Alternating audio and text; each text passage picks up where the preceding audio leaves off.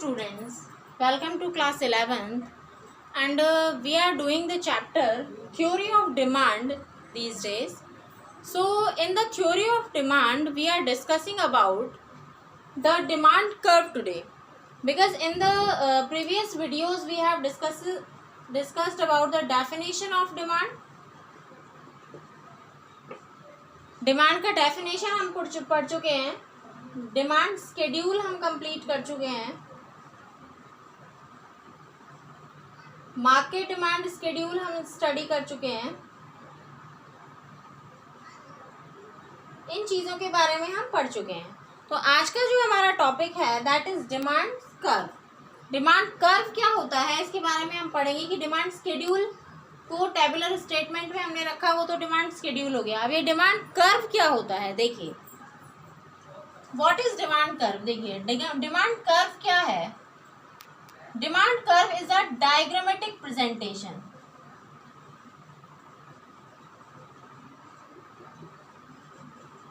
ये क्या है, एक डायग्रामेटिक प्रेजेंटेशन है which shows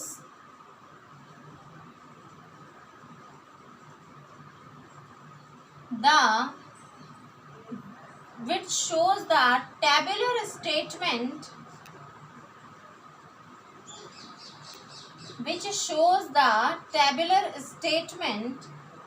of demand schedule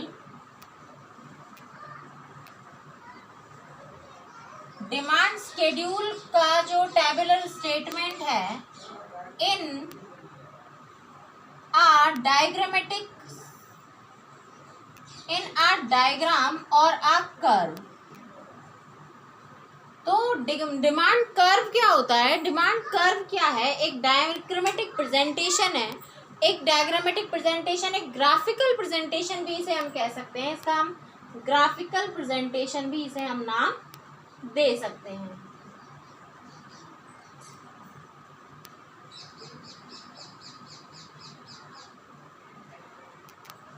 demand curve एक डायग्रामेटिक प्रेजेंटेशन है which shows the tabular statement, जो कि टेबुलर स्टेटमेंट जो था डिमांड स्केड्यूल का जो हमने टेबुलर स्टेटमेंट पढ़ा है उसको एक डायग्राम के थ्रू शो करना, ये किसका काम है, डिमांड कर्व का काम है। तो डिमांड कर्व जो है वो हमेशा वही इंफॉर्मेशन कन्वे करता है जो आपको डिमांड स्केड्यूल में दी हुई है। It carries the information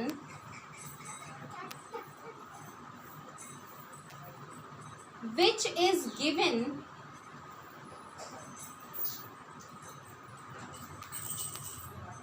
in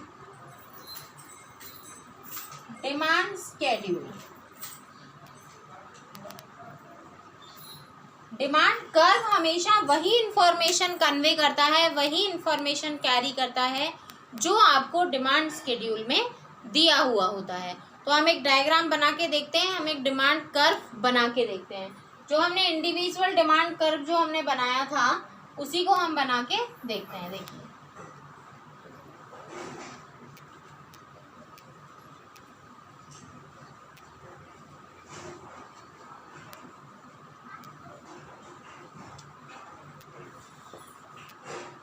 देखिए यहाँ पे हमने यूनिट्स ऑफ द गुड लिखा था, यहाँ पे हम फर्स्ट ऑफ ऑल हम प्राइस लिख देते हैं, प्राइस, एंड यहाँ पर क्वांटिटी ऑफ गुड्स। तो यहाँ पर हम जो प्राइस है वो लिख रहे हैं, क्या प्राइस हम कंटिन्यूअस इंक्रीज किए जा रहे हैं, 1 2 3 4 एंड 5। क्वांटिटी 10 8 6 4 2, ये क्वांटिटी हो गई हमारी, यानी कि ये तो हमारा क्या हो गया, डिमांड स्केड्यूल हो गया। अब इस डिमांड स्केड्यूल को हम कर्व से शो करेंगे। स्ट्रेट होना चाहिए।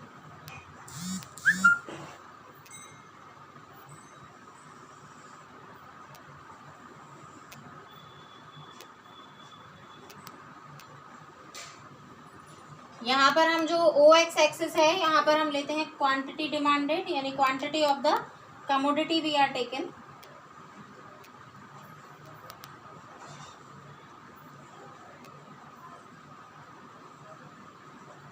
यहाँ पर हम बात कर रहे हैं प्राइस ऑफ द कमोडिटी की।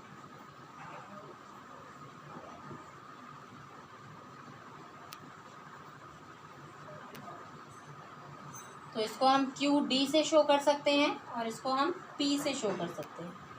सो एक्स एक्सिस पर हमने क्वांटिटी डिमांडेड को रिप्रेजेंट किया है और वाई एक्सिस पर हमने प्राइस ऑफ कमोडिटी को रिप्रेजेंट किया है।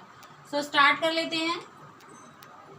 1 2 3 4 5। यहाँ पर देखिए 2 4 6 8 10।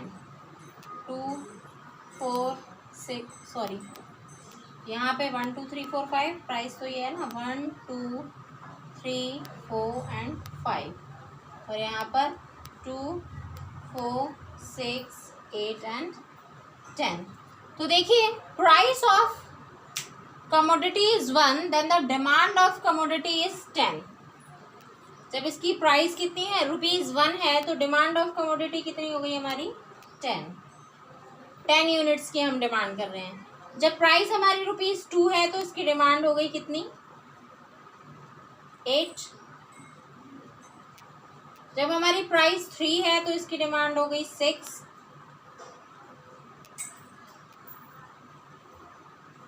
देन 4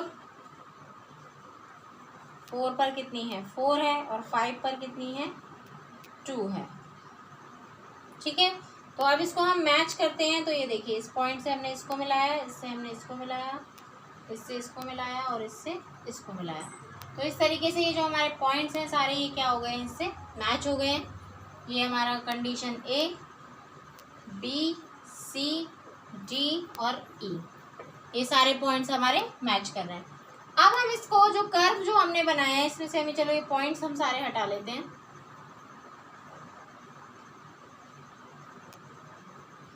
डी डी इसको हम डिमांड कर्व नाम देते हैं। डिमांड कर्व को हमेशा डी डी से स्टार्ट किया जाता है, डी डी से शो किया जाता है। दोनों साइड आपने इसमें कैपिटल डी इसको शो करना है कैपिटल डी से।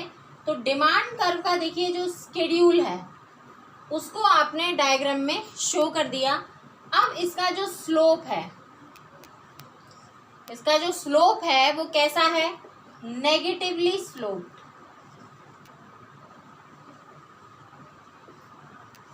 नेगेटिवली स्लोप है, कैसे पता चलेगा देखिए। मान लीजिए at the price ₹3 we are demanding the units of 6 units. हम क्वांटिटी डिमांड कर रहे हैं 6 यूनिट्स की। When we are increase the price, हमने मान लीजिए प्राइस जो है उसको क्या कर दिया इंक्रीज कर दिया।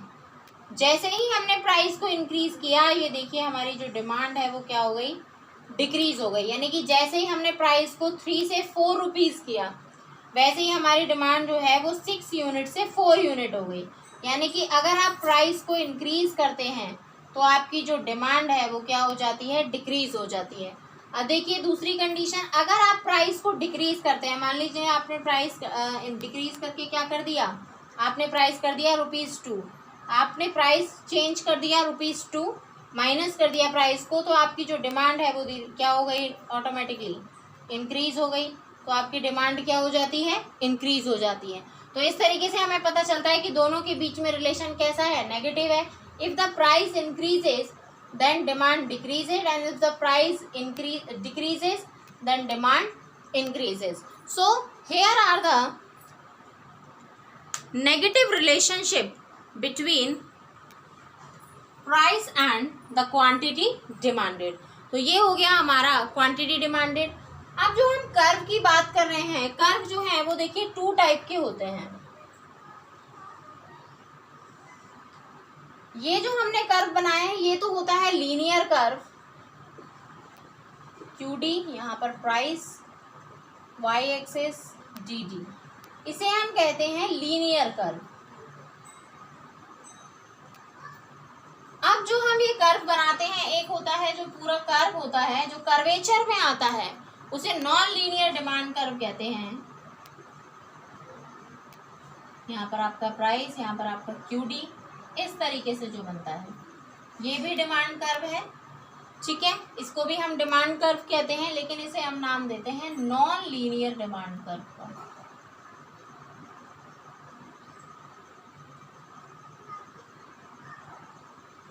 क्योंकि नॉन लीनियर में जो डिमांड कर्व में है उसमें जो कह सकते हैं हम कि ये जो इंक्रीजिंग और डिक्रीजिंग है वो एक्यूरेसी नहीं होती उसकी, थोड़ा सा कम या ज़्यादा हो सकता है। तो ये हो गया हमारा डिमांड कर्व। अब हम बात करेंगे डिमांड कर्व जो है उसके टू टाइप्स हैं। डिमांड जैसे डिमांड स्केड्यूल, क्योंकि डिमांड कर्व जो है वो किस पे बेस है, डिमांड स्केड्यूल पे।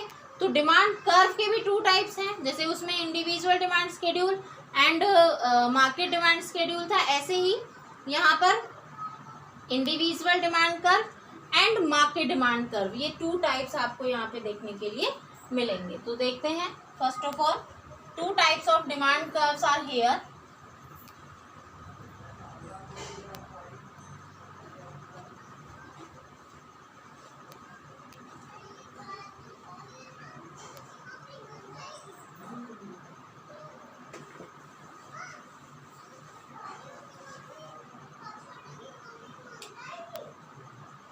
फर्स्ट ऑफ ऑल हम बात करेंगे इंडिविजुअल डिमांड कर्व की। Individual demand curve, individual demand curve shows, individual demand curve जो है वो क्या शो करता है, क्वांटिटी डिमांडेड, यानी कि quantity demanded by a consumer, एक सिंगल एक इंडिविजुअल कंज्यूमर के द्वारा जो डिमांड किया गया है at a given price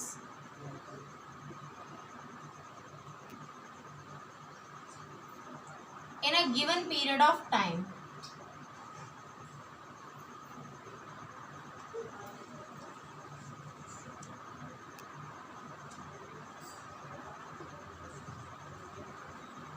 in a given period of time, तो गिवन पीरियड ऑफ टाइम में और गिवन प्राइस पर एक कंज्यूमर के द्वारा जब इंडिविजुअल पर्सन के द्वारा जो डिमांड कर्व बनाया जाता है वो क्या है, इंडिविजुअल डिमांड कर्व। तो ये जो है ये हमारा होता है इंडिविजुअल डिमांड कर्व। भी देखिए,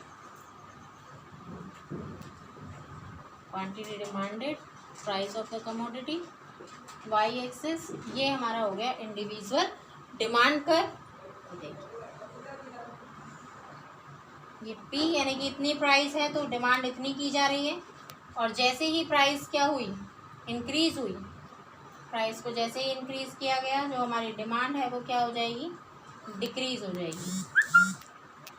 अब हम देखते हैं कि प्राइस जैसे ही डिक्रीज हो जाएगी, प्राइस को हमने यहाँ पर तो इंक्रीज किया था, यहाँ पर हम प्राइस को क्या कर रहे हैं, डिक्रीज कर रहे हैं, तो ये डिमांड जो है हमारी वो क्या हो जाएगी, इंक्रीज हो जाएगी।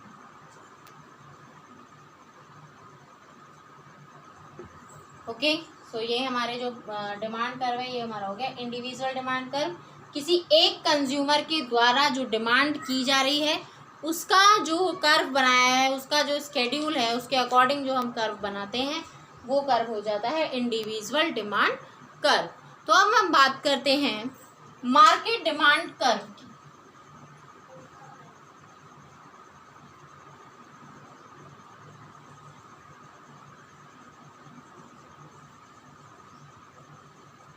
मार्केट डिमांड कर्व क्या होता है, देखिए मार्केट डिमांड कर्व क्या होता है, sum total of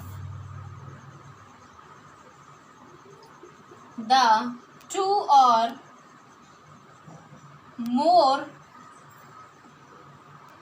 individual demand curve.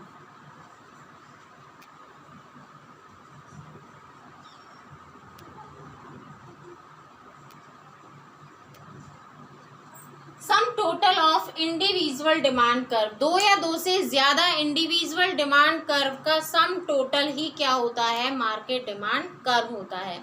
जब मार्केट के अंदर किसी कमोडिटी की टोटल कितनी डिमांड हुई है at a given price at a given period of time, कितनी डिमांड हुई है टोटली, यानी सभी कंज्यूमर्स ने मिलकर कितनी डिमांड की है, जो क्या है हमारी जो डिमांड है, जो कमोडिटी है उसका जो सम टोटल है वही क्या होगा, मार्केट डिमांड कर्व होगा। तो मार्केट डिमांड कर्व जो है वो किस पर बेस्ड होता है, जैसे इंडिविजुअल डिमांड कर्व बेस्ड होता है इंडिविजुअल स्केड्यूल पर, ऐसे ही मार्केट डिमांड कर्व जो है वो बेस्ड होता है based on market demand schedule. Market demand schedule पर डिपेंड होता है। अब मार्केट डिमांड स्केड्यूल पर ही डिपेंड है, तो market demand schedule which is discussed in the previous video, जो प्रीवियस वीडियो में आपने डिस्कस किया था उसके बारे में हम देखते हैं। उसी मार्केट डिमांड से हम क्या बनाएंगे, फर्स्ट ऑफ ऑल तो हम बनाएंगे दोनों इंडिविजुअल डिमांड कर्व और उसी के बाद सेम डायग्राम में हम मार्केट डिमांड कर्व आपको बनाएंगे। देखिए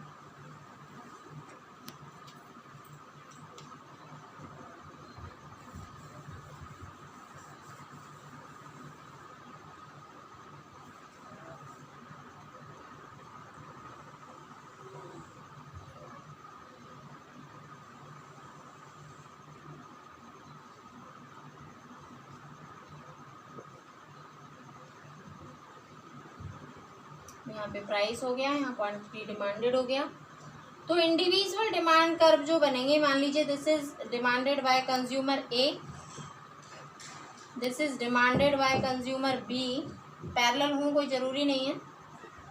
for example I am showing this. So ये कंज्यूमर ए और कंज्यूमर बी का डिमांड कर्व हो गया। अब इनका जो सम टोटल है उसका जो डायग्राम होगा वो कुछ ऐसा आएगा। देखिए डिमांड कर्व ऑफ मार्केट, यानी मार्केट डिमांड जिसमें डिमांड ए प्लस डिमांड बी ये दोनों क्या है, इंक्लूडेड है। तो ये हो गया हमारा मार्केट डिमांड कर्व। इस तरीके से हम यहाँ पर शो कर सकते हैं कि मार्केट डिमांड कर्व क्या होता है। ठीक है, अब आप कहेंगे ये ऐसे क्यों आया, क्योंकि एक गिवन पीरियड ऑफ एक given at a given price जो मार्केट डिमांड होगी अब तो वो ज़्यादा हो जाएगी ना, तो ज़्यादा हो जाएगी तो ये क्या होगा, लेस स्टिपर होगा, यानी इसका जो स्लोप होगा वो थोड़ा कम होगा। ठीक है, आप चाहे इसको ड्रॉ करके देख लीजिएगा। मार्केट डिमांड स्केड्यूल जो हमने बनाया था कल, जो हमने बनाया था दोनों का ऐड करके उसको आप इन ग्राफ आप शो करके देखिएगा, आपका जो डायग्राम है वो इसी तरीके से बनेगा। तो ये हमारा हो गया मार्केट डिमांड स्केड्यूल। और जो हमारा नेक्स्ट जो टॉपिक है, और ये जो मार्केट डिमांड स्केड्यूल है ये भी क्या शो करता है, negative relationship.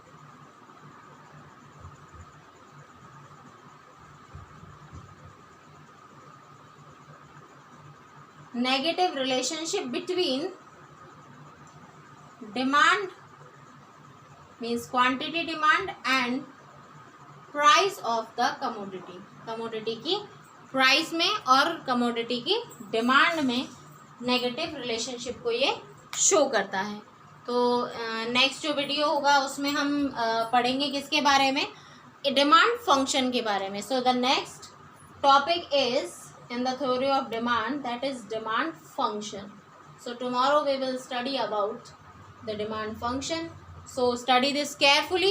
If you are not discussing it and not understood it, you can ask me on my personal number. अगर आपने ये नहीं पढ़ा तो आपको नेक्स्ट टॉपिक भी समझ में नहीं आएगा और इससे आगे आने वाले चैप्टर्स भी आपको समझ में नहीं आएंगे। तो इसीलिए इसको बहुत ध्यान से, बहुत धीरे धीरे मैं आपको पढ़ा रही, छोटे छोटे टॉपिक्स हम लेकर चल रहे हैं। सो ध्यान से आप देखिए। तो नेक्स्ट वीडियो में हम पढ़ेंगे डिमांड फंक्शन के बारे में। जब तक आपको यहाँ का जो चैप्टर है वो अच्छे से आ जाना चाहिए। इसमें रटने वाली कोई चीज़ है ही नहीं, ना तो कोई डेफिनेशन आपकी रटने वाली है और ना ही कोई भी डायग्राम आपको रटना है। इजीली आप डायग्राम बना सकते हो। ये डायग्राम्स जो हैं सभी बहुत इजी हैं। विदाउट डायग्राम, डायग्राम की जो इम्पोर्टेंस है, देखिए इकोनॉमिक्स में बहुत ज़्यादा इम्पोर्टेंस है डायग्राम की। अगर आपने एक बार को थ्योरी में भी कोई मिस्टेक कर दी तो आपके शायद मार्क्स नहीं कटे, लेकिन अगर आपने डायग्राम में ज़रा सी भी मिस्टेक कर दी और आपके थ्योरी कंप्लीट ठीक है तो आपके मार्क्स नहीं मिलेंगे, क्योंकि डायग्राम जो है वो बहुत इंपॉर्टेंट चीज़ है जो कि रिप्रेजेंट करती है जो भी आपने मैटर लिखा है उसको। सो डायग्राम्स की जो प्रैक्टिस है वो आपको बहुत ही नीट एंड क्लीन करनी है। ठीक है, तो देख लीजिएगा इसको। Thank you, have a nice day.